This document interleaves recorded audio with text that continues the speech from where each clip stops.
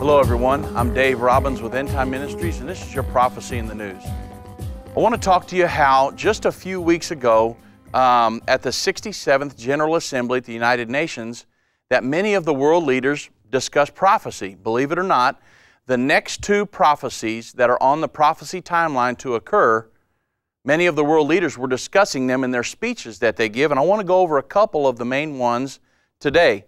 Palestinian leader Mahmoud Abbas called for a two-state solution going back to 67 borders with East Jerusalem as its capital. And he went there with intentions of increasing the status of the PLO, or the Palestinian Liberation Organization, to try to gain access to several of the United Nations entities, including the criminal court, to try to eventually get the United Nations to unilaterally force Israel into a peace treaty and to get what he's asking for, the two-state solution, rather than negotiations. But say, well, what's the prophecy? Well, Daniel 9:27 tells us that the Antichrist will confirm a covenant or a peace treaty with many, and it's going to be the Abrahamic covenant, which will be in between the Israelis and the Palestinians for a 7-year period.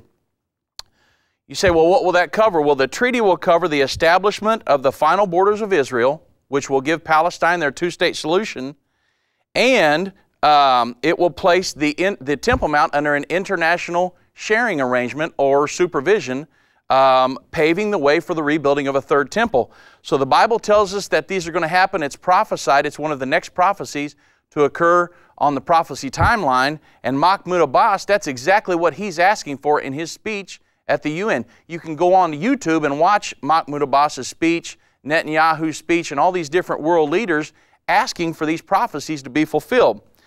The second prophecy that was talked about was World War III. Revelation 9:13 through 21 describes a war that will emanate out of the Middle East, and when all the smoke clears, 1/3 of mankind is going to be destroyed.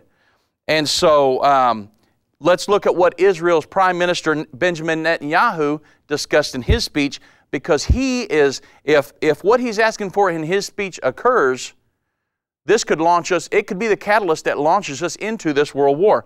He says, in case of Iran's nuclear plans to build a bomb, this bomb has to be filled with enough enriched uranium, and Iran has to go through 3 stages to develop this bomb. Now, here's what I want you to understand. The first stage, Iran has already completed.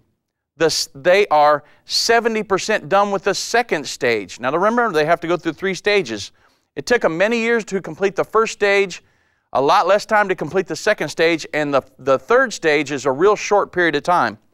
So they're 70% done with the second stage. Netanyahu has said that they will be done with this stage by next spring, at the latest next summer of 2013, just 6 or 7 months away. And he said that they will have enough enriched uranium to move into the final phase of the bomb. Netanyahu, in his speech, of course, he held up the little diagram of the bomb and said, we need to draw a red line right here. We need to draw a line in the sand and tell Iran, if you cross this line, we're willing to go to war. We're going to bomb your nuclear facilities to keep you from having the ability to build a nuclear bomb, because Iran has said, we want to wipe Israel off the face of the earth. They get a nuclear bomb, they'll have the ability to do that in a split second. And Netanyahu is saying it's not going to happen. And he's saying that his red line in the sand is next spring or next summer.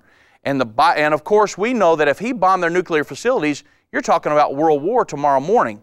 So, from a prophetic standpoint, the next two prophecies on the prophecy timeline are exactly what world leaders are talking about and discussing at the 67th General Assembly.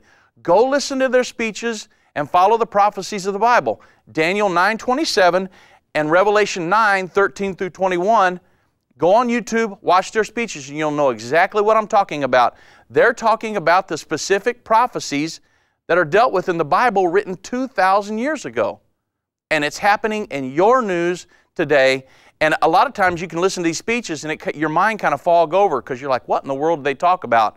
Well, that's why I wanted to kind of break it down for you today, keep you abreast of the situation, and know that the prophecies, it's not a question of will these prophecies come to pass, because we're watching them come to pass every day, but we want to keep you abreast of the situation, because The world leaders are talking about it in their platforms at the United Nations just a few weeks ago. So we wanted to keep you abreast of the situation and keep you up to date on what's going on. Thank you for watching. I'm Dave Robbins with Endtime Ministries. This has been your Prophecy in the News.